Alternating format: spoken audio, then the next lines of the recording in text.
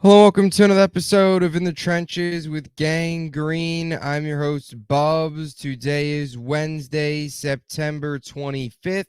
Hopefully, everybody's having a good day so far today. We have reached the middle of the week. It is Jets Broncos week. This is episode 390 of the In the Trenches with Gang Green podcast. I thank you, as always, for joining me today. We've got a news dump episode for you as the New York Jets return to the practice field. Robert Saleh spoke to the media after a nice extended weekend off, coming off of the Thursday night showdown against the Patriots. Of course, the 24-3 victory to improve to 2-1 going into Sunday afternoon's matchup against the 1-2 Broncos. Today, we'll break down some injury updates, some positive injury news for the New York Jets. We'll break down Olu Fashanu, who will now step in for Morgan Moses, discuss a little bit of Mike Williams and some snap counts. We'll also get into some roster news later on as we hit the middle of the week here. As always, though, before we get into it, let me tell you about our podcast partners, starting with our friends over at Huga House. You see me wearing my Huga House hat right now. If you want this hat or one of the brand new special edition Aaron Rodgers 20th season hat, which I've worn multiple times already on the podcast. It comes in two colors. It comes here in black and a green and white. Aaron Rodgers 20th season Huga House hat, special edition. They went out of stock. They just put them back into stock. I don't know how long they're going to last. I don't know how many are left, but I know they're going fast. And if you want to get your hands on one of those, any of the other ones, the one I'm wearing right now, use promo code BUBS for 15% off any purchase and get yourself some Huga House swag. Also, our friends over at BetUS, the football season is in full swing. Baseball season baseball playoffs are right around the corner. College football, another big Saturday coming up in college football. So much sports action. October is one of the biggest months of the year for sports. If you want to get in on the betting action, there's no better place to do it than with our friends over at BetUS, America's favorite online sportsbook. Plus, my viewers, use my link in the description of this video to get a 125% sign-up bonus on your first three deposits up to $2,000. Take a look at the MVP odds. Aaron Rodgers right now at plus 1,800 to win the MVP this year. With the way he's playing, expect those odds to go down. So you want to bet now while it's still high so you can cash out a little bit higher if he does take home the MVP later this season. And, of course, our friends over at SeatGeek. Looking to go to the game this weekend, Jets Broncos should be an excellent environment, and haven't used SeatGeek before, use my promo code BUBSONSPORTS for $20 off your first purchase. What makes SeatGeek so great is you don't have to look around the app. You don't have to figure out if you're making the right purchase. SeatGeek tells you, look for the green dots. Those are the good deals. So you don't have to waste time looking for deals, looking for tickets, making sure it's the right price, making sure you're getting good value. SeatGeek tells you. Promo code BUBSONSPORTS for $20 off.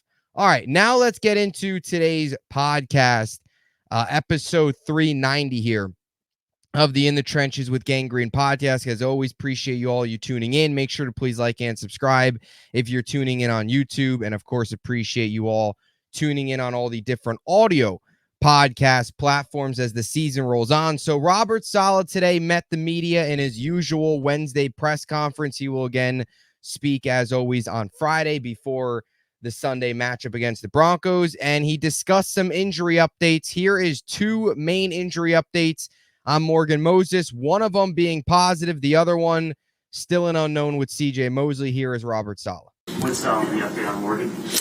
Morgan, he's going to be a couple games, but obviously not enough to put him on IR. Yeah, on the MCL. Robert, will CJ practice today? CJ will not practice today, no. What's it looking like? It's going to come up to it. We'll see how things go, but we're planning on giving him some vet days anyway, but we're going to, I don't want to say be overly cautious, but we'll just make sure that this toe doesn't become a problem.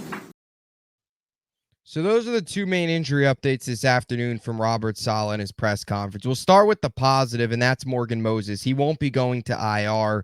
We heard about this over the weekend, or actually I would say Friday, I think it was, the day after the Thursday night game, when there was a report that came out that Morgan Moses wouldn't miss much time, that the MRIs, all that stuff came back clean. At the time of Saleh's press conference on Friday, he didn't have the MRIs yet, so there was no confirmation yet that everything was good to go. There was no timeline, but multiple reports, multiple insiders said that Moses will be okay, will miss some time, won't probably be put on IR, and will be back at some point this season. Today, though, of course, hearing it from the coach kind of just confirms what we felt like already knew, but you get a little bit more of a timeline here. No IR and a couple weeks. No exact timeline as to whether that's next week, whether it's the week after or the week after that. I mean, if it's not IR, of course, it's got to be within the 4-week window, because if he would have been out for more than 4 weeks, the Jets would have probably placed him on IR. I would guess, if I had to guess, with Morgan Moses, and this is huge, by the way, positive news, because you look at that game on Thursday, when he goes down, you're thinking to yourself, man, it does not look good. He was clearly in pain. He was rolling around in pain. It didn't look good. Even when he got up and walked off his own power, you still had, of course, concerns. You were thinking to yourself, man, this might be season ending. This might be, a good chunk of the season. To think that he might only miss 2 games is a huge positive. And that's what I would guess, right? The Jets play this week against the Broncos, normal Sunday game. Then they go out to London. I don't think he plays that London game. Obviously doesn't play this weekend. I would look to circle that game against Buffalo week 6, because you'll get back-to-back Sunday games, back-to-back sort of normal weeks. You don't have to fully worry about the London travel and all that stuff. And in that Buffalo game is a Monday night game where they get an extra day, of course, on Monday, a little bit of a longer week. That's where I could see him playing. Maybe they bring him back the week after, but the only thing is, and not that this really matters because he wouldn't be playing, but maybe the Jets want to skip the possibility of having him play Monday and then having to go on a short week then that next Sunday to play against Pittsburgh. Would they want to just sit him that next 3 games and then have him play fresh Sunday game against Pittsburgh and roll from there? We'll see. But if I had to guess, I would circle that Bills game as a return date. Miss 2 weeks, come back on that longer week with the extra day Monday night game back at home against Buffalo, but we will see. And then the CJ Mosley thing is still obviously a little concerning. I think part of it is, it seems like we really haven't gotten the official diagnosis if it's turf toe or not. It is dealing with the big toe. Turf toe, we know that obviously can take a while, can take a long time. I think part of the CJ Mosley thing, though, is why they're not rushing him back. Part of it might be also why they're not, putting it out there that he's going to be back just yet, is the way Jamien Sherwood has played. The New York Jets don't need to rush CJ Mosley back. They don't need to rush him back to where he could potentially re-injure something. If he's not 100%, the New York Jets know that they can trust Jamien Sherwood, who has come out in 2 weeks here, stepping in for him in Tennessee and stepping in for him last week, and play really well. He's been, obviously, his speed has been very noticeable, sideline to sideline, has made some big plays from a tackling perspective, has been good against the run, has made a couple really nice plays, has graded out very well from a coverage perspective. He's been all around a very, very good linebacker stepping in the mic role for Mosley. So I think part of it could be that as well, where the Jets realize, like, Mosley, get 100% and then come back. We don't need you at 70%, 80% risking an injury, because Sherwood's been able to step in perfectly fine. So we'll see. Seems like something that'll probably be up until game time decision again. You'd hope he gets some practice in this week. Didn't practice today. If he doesn't practice all week, I doubt he plays Sunday. Maybe if he's limited tomorrow, maybe if he's limited Friday, there's a chance, but feels like it's another one of those game time decisions. So those are the injury updates. One positive, one not so positive. But the flip side of that Mosley thing is Sherwood's been stepping in a really big way. Now, I want to move on here to Olu Fashanu, talk a little bit about him and talk about what he brings to the table now and what is an awesome, awesome opportunity for the rookie with Morgan Moses going down. Olu obviously came in on Thursday night, played 14 snaps, looked good in those 14 snaps. You go back and watch the tape. You go back and watch the film. And you don't even have to watch the film to realize it. He really won 13 of his 14 snaps. So essentially, he kind of had a 92.8% win rate in the 14 snaps he played on Thursday night. There was one play where maybe he got beat. It was kind of 50-50. It could go either way. Wasn't a clear win by either side, but he clearly won 13 of his 14 snaps. He also had, out of those 14 snaps, 8 were against the run, 6 were a pass, and all 6 of those pass blocking snaps, he didn't allow a pressure. And he finished off with a 78.1 PFF run grade. So overall, in a very small sample size, stepping in for Moses late in that game at right tackle position that, of course, he's just starting to learn throughout training camp and into the season here.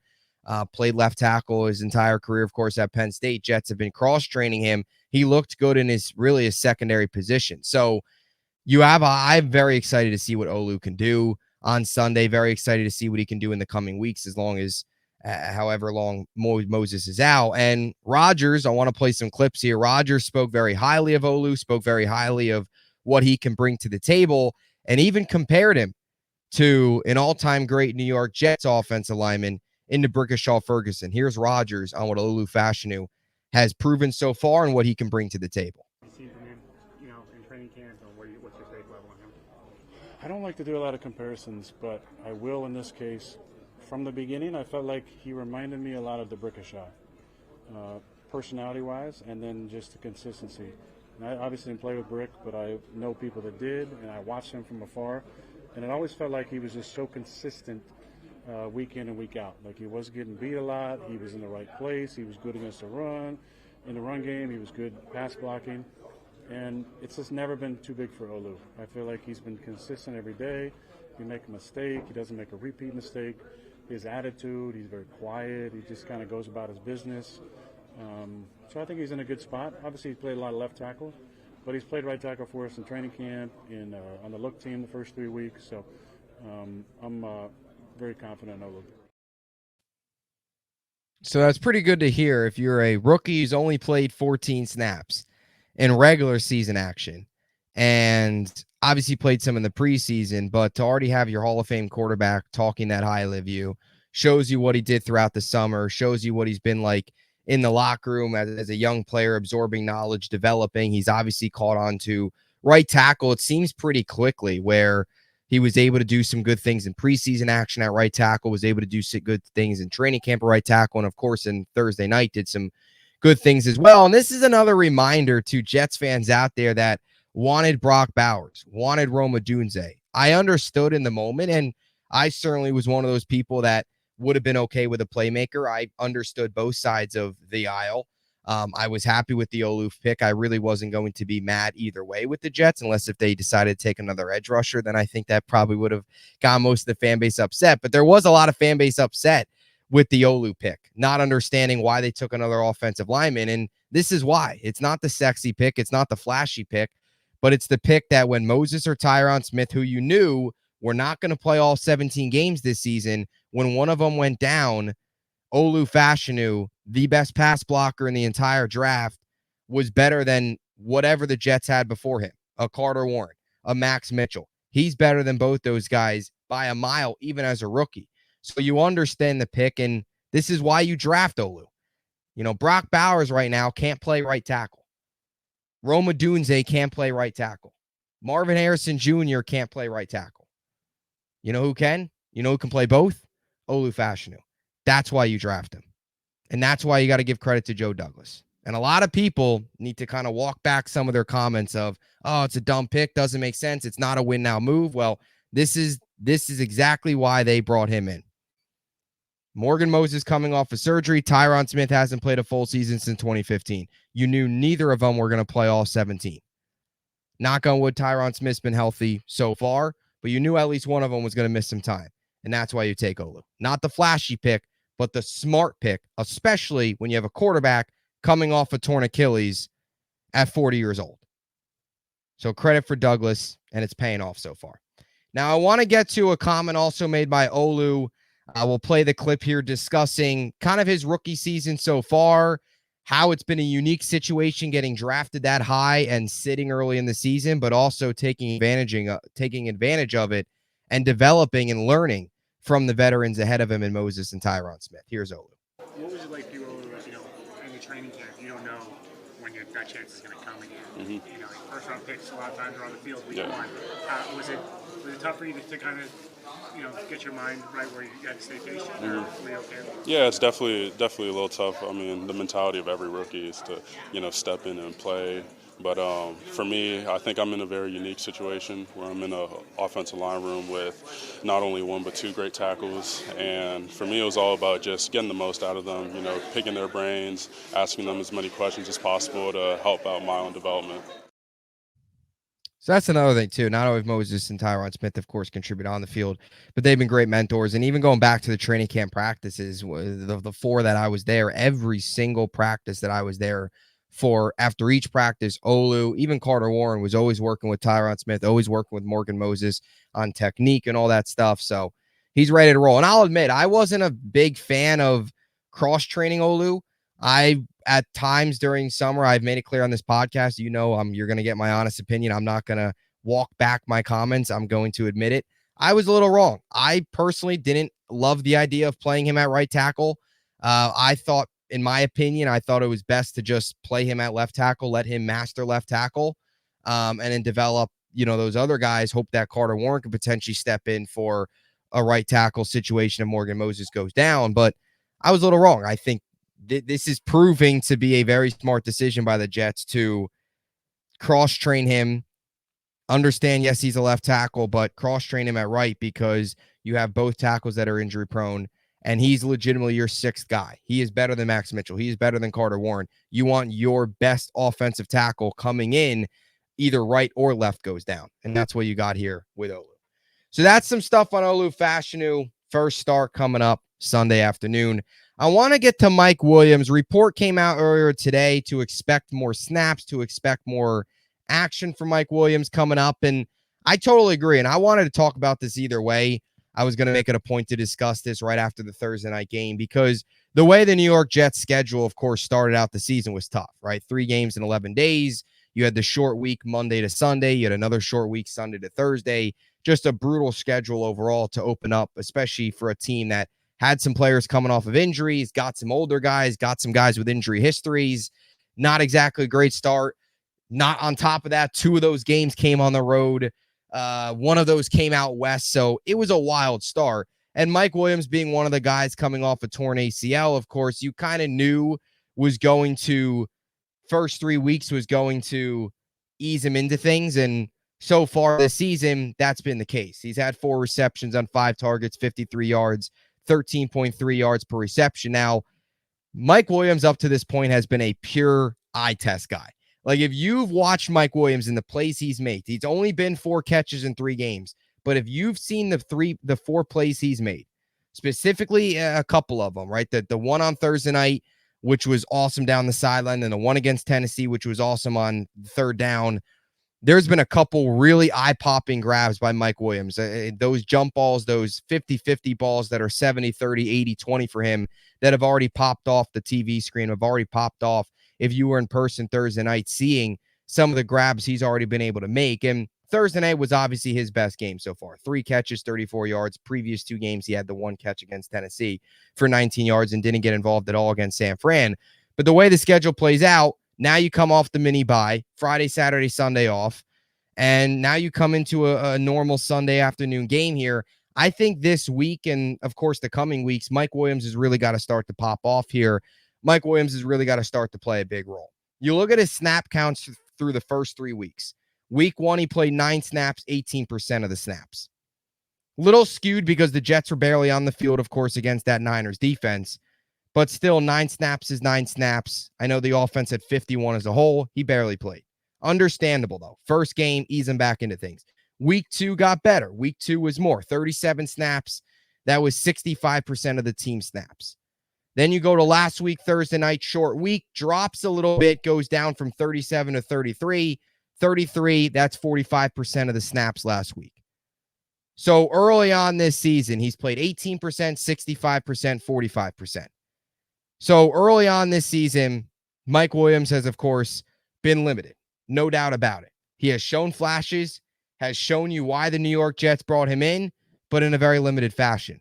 And I think this week you've got to look for him to really start to take off here, because you get the mini bye, you're out of this 3-game, 11-day stretch. He's knocked off some of the rust. He's shown you that he can, he's remained healthy through the first 3 weeks. He's ready to go. He's pretty close now to 100%.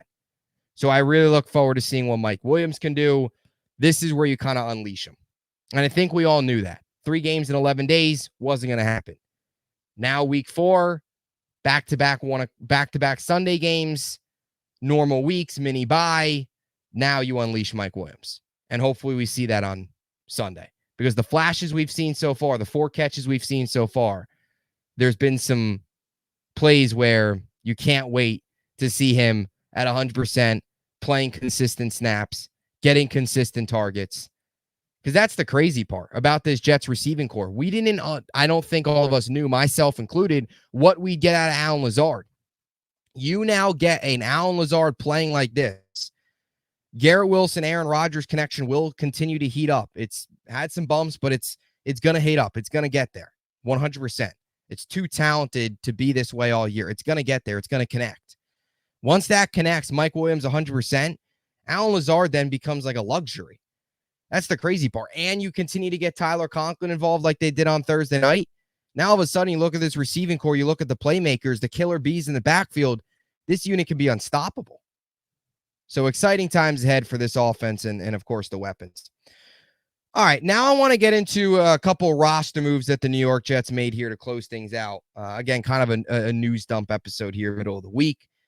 The biggest news for the Jets roster-wise that they made the other day was signing safety Jalen Mills. Mills is in his 9th season, spent the previous 8 years of his NFL career in Philly, where he played the first 5 years of his career, and then he spent the last 3 in New England with the Patriots. The Jets signed him officially yesterday to the practice squad, and the corresponding moves were releasing Jalen Key, Mr.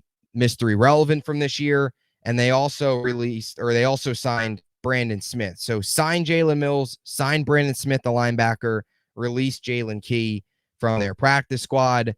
Mills in his 9th season, like I said, 30 years old, has had some good years in the NFL, had a couple really good years. 2017 was probably his best season.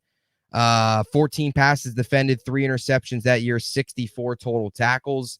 He also had a pretty strong 2020 campaign where he logged 74 tackles, which was a career high, and put together a couple quality seasons with New England at the safety position. Was a 7th-round pick, 233rd overall. For a guy that was a 7th-round pick, has turned out to have a pretty successful NFL career and was actually a giant. Was a giant for a very short time during training camp. They ended up releasing him in August, so he hasn't been on a team since. Jets bring him in. Look, I'm not going to sit here and say Jalen Mills is going to elevate this Jets defense and elevate this Jets team to a Super Bowl. No, but it's quality depth, and it's a pretty big-name guy. The Green Goblin now coming to New York here.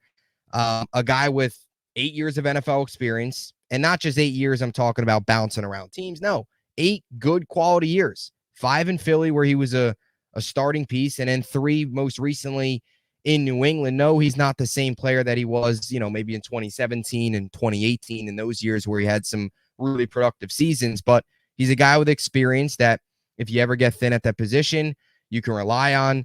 I'll tell you what, if the Jets, and knock on wood this doesn't happen, but if the Jets would ever get thin at safety, I'd trust Jalen Mills to step in off the practice squad heck of a lot more than I would trust Jalen Key, Mr. Irrelevant, who didn't really show you anything in the preseason, of course, hasn't played at all. So that's, I think, the way the Jets view this move.